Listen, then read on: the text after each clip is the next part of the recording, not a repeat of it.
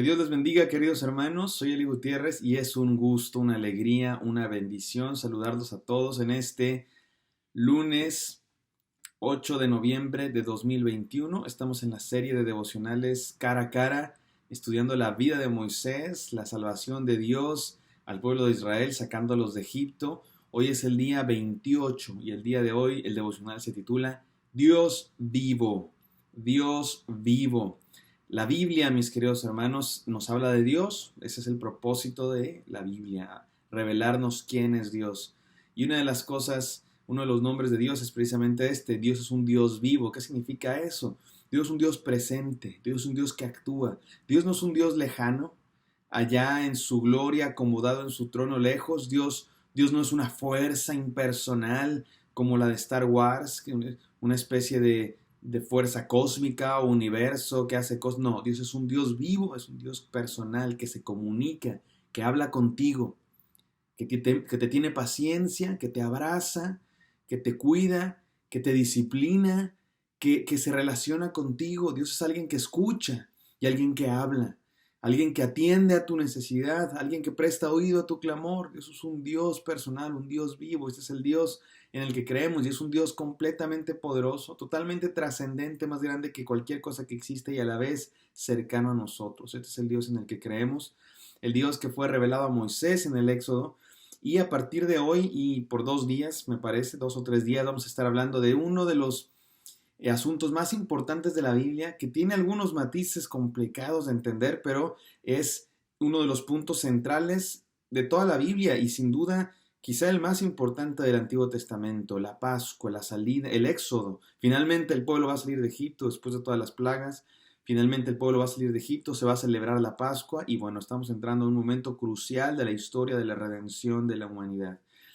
Y bueno, también vamos a ver la 10ª plaga. Ya hablamos de las 9 plagas durante algunos días. Hoy vamos a hablar de la 10ª plaga, que definitivamente pues está aparte de las demás, es diferente de las demás porque es la última y es importantísima, aunque también complicada de entender. Pero si Dios está con nosotros, si tenemos su Espíritu Santo, nada es complicado. Así es que vamos a estudiar la palabra de Dios, los capítulos de Éxodo 11 y 12. Oremos. Gracias, Señor, por tu palabra, por tu presencia, porque te has revelado a nosotros. Permítenos escuchar lo que tienes que decirnos hoy en esta hora.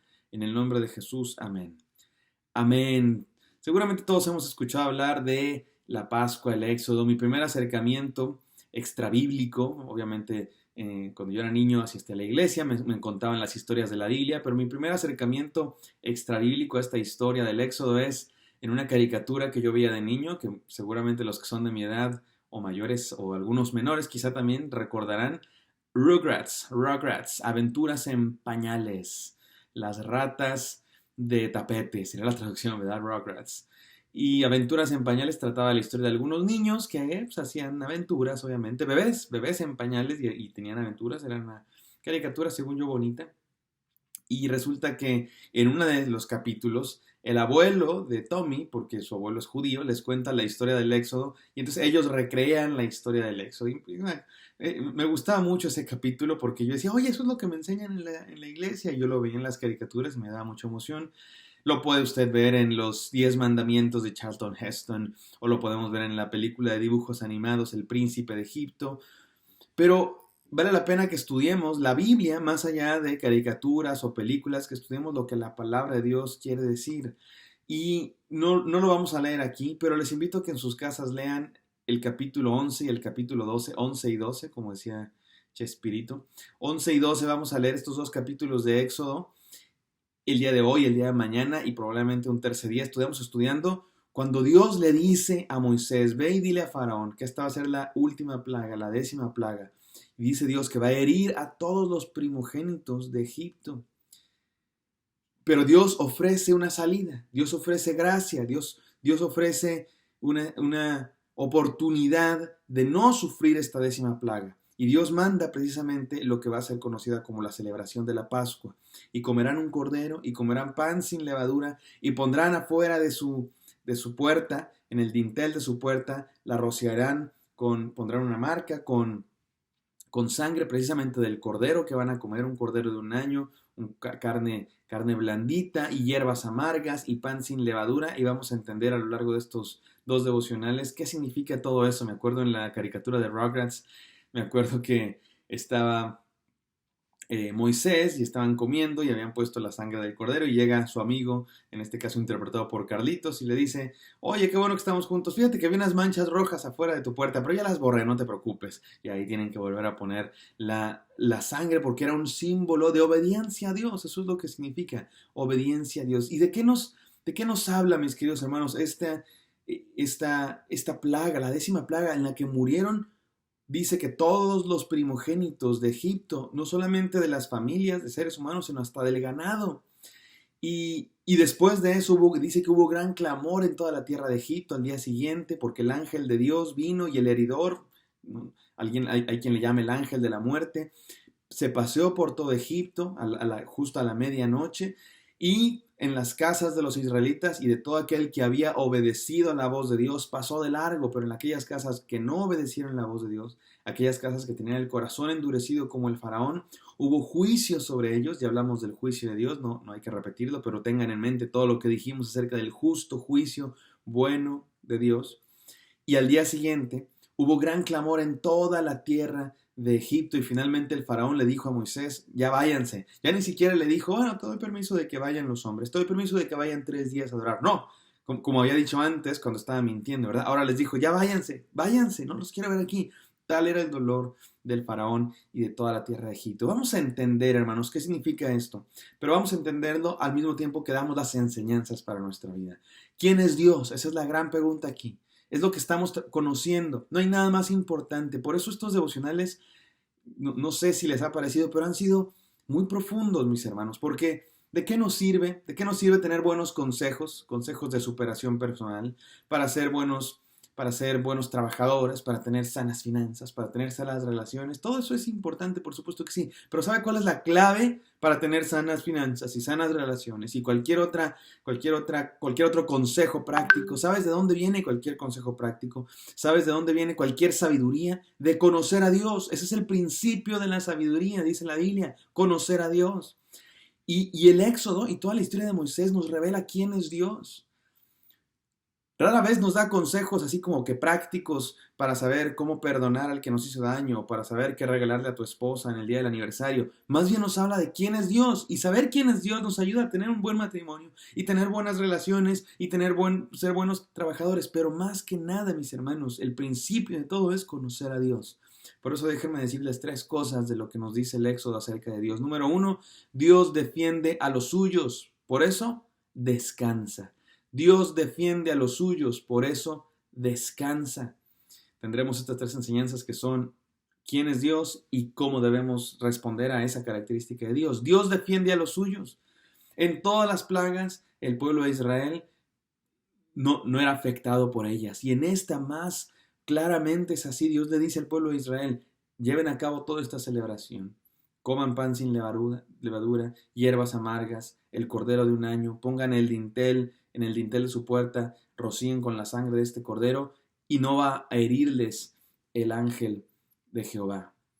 Dios defiende a los suyos, Dios protege a los suyos, y no solo eso, no solamente protege a los suyos, sino que bendice en abundancia.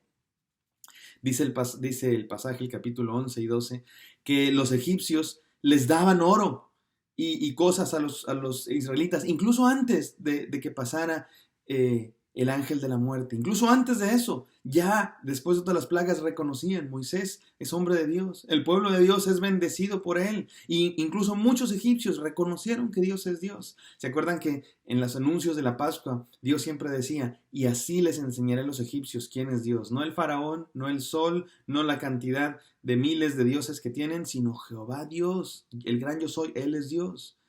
Y les daban oro y cosas a los israelitas, algunas de las cuales después utilizaron para hacer el tabernáculo, otras de las cuales utilizaron para hacer el becerro de oro, pero ya llegaremos a eso. El punto es que Dios bendice a los suyos. Descansa en Él, mi hermano, descansa en Él.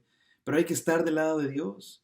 Hay que ser de los que están del lado de Dios, obedeciendo. Por eso, segunda enseñanza: Dios sobrepasa todo. Dios sobrepasa todo, confía. Hay algo interesante aquí, y no quiero aburrirlos mucho con historia, pero hay algo interesante que dicen los estudiosos del Antiguo Egipto, que hay una relación muy cercana con la historia de la Pascua, la historia del ángel de Jehová hiriendo a los primogénitos de Egipto, y luego el pueblo de Israel saliendo de Egipto y cruzando el río, cruzando el mar, que tradicionalmente se llama como el Mar Rojo, pero la mejor traducción es el Mar de las Cañas o el Mar de los Juncos. Y es una historia acerca del faraón. Ustedes saben que los egipcios estaban obsesionados por la otra vida, por eso momificaban a los faraones y a la gente importante, para que fueran eternos y estuvieran en la otra vida y cruzaran, y se hablaba de un río que había que cruzar. Y es interesante, una de estas historias, algunas están contenidas en una de las inscripciones mejor conservadas que se llama el libro de los muertos del Antiguo Egipto, y otras inscripciones en las que sabemos partes de la mitología y que hay muchas historias, algunas de ellas ni siquiera concuerdan entre sí, pero porque hay muchas leyendas egipcias, y algunas de ellas hablan del faraón como un dios, otras de ellas hablan del faraón como el primogénito de los dioses. Y algunas de estas historias dicen que el faraón, si había sido mumificado correctamente y había sido puesto en la tumba correctamente, cuando pasaba al otro mundo, a la otra vida, cruzaba un río precisamente, pero para poder convertirse en un dios, el faraón después de morir tenía que matar a todos los primogénitos de los dioses que estaban en competencia con él para llegar a ser Dios, y que finalmente él, habiendo matado a los primogénitos, cruzando el río, llegaría a ser Dios. Y eso es exactamente lo que Dios hace con el pueblo de Israel. Hiere a los primogénitos y luego Dios saca al pueblo de Israel y cruzan. ¿Qué está diciendo Dios? El verdadero primogénito, el verdadero hijo de Dios no es Faraón, sino los israelitas. Y aquellos que de verdad tienen una comunión con Dios, no es el faraón que se va a convertir en Dios, sino es el pueblo, no un individuo, sino el pueblo. Nos está hablando Dios de que Él es el único Dios y su pueblo son los que conocen a Dios, son los únicos que obtienen la verdad, ese privilegio de cruzar el río y encontrarse con Dios. ¿No les parece maravilloso, fabuloso lo que está haciendo Dios aquí? Dios está enseñando de manera muy didáctica a través de los hechos. Los hechos de la historia son el pizarrón de Dios para enseñarnos quién es Él. Así es que, hermano, Dios sobrepasa todo, confía en Él. Dios defiende a los suyos, descansa. Dios sobrepasa todo, al faraón, a cualquier poder de este mundo, confía. Y número 3, y esto es algo que seguiremos diciendo en los próximos días, Dios actúa en el mundo, obedece. Si Dios ordenó que pusieras sangre en el dintel, que comieras un cordero, pan sin levadura, hierbas amargas, ¿sabes qué nos toca? Obedecer y nada más. Oye, Dios, pero esto está muy raro. ¿Cómo que hierbas amargas? Saben feas. Oye, Señor, pero esto está muy raro. ¿Cómo que vas a herir a los primogénitos? No. Oye, Señor, ¿cómo que poner sangre afuera de mi dintel? ¿Qué sangriento? ¿Qué? Mi hermano, es Dios, es Dios. Cuando Dios manda, no hay que preguntar, hay que obedecer. No hay que cuestionar, hay que obedecer. Él nos explicará por qué en algún punto, pero si es Dios, Él sabe lo que hace. Así es que Dios defiende a los suyos, descansa. Dios sobrepasa todo, confía. Dios actúa en el mundo, obedece a Dios y verás que te va bien. Cuestiona lo que Dios dice. Pregúntate, ¿será que sí? Mejor hago otros planes, son mejores, y verás que no te va tan bien. Oremos. Gracias, Señor, por tu palabra que nos enseña quién eres tú. Permítanos obedecerte, descansar en ti y confiar en ti, como lo hizo el pueblo, como lo hizo Moisés. Y tú prometes, Señor, bendición a los que así lo hacen. Permítenos entender eso. En el nombre de Jesús oramos. Bendición a los necesitados, salud a los enfermos. Amén. Amén. Espero que esto haya sido de bendición para ustedes. Me encantaría encontrarlos el día de mañana. Bendiciones.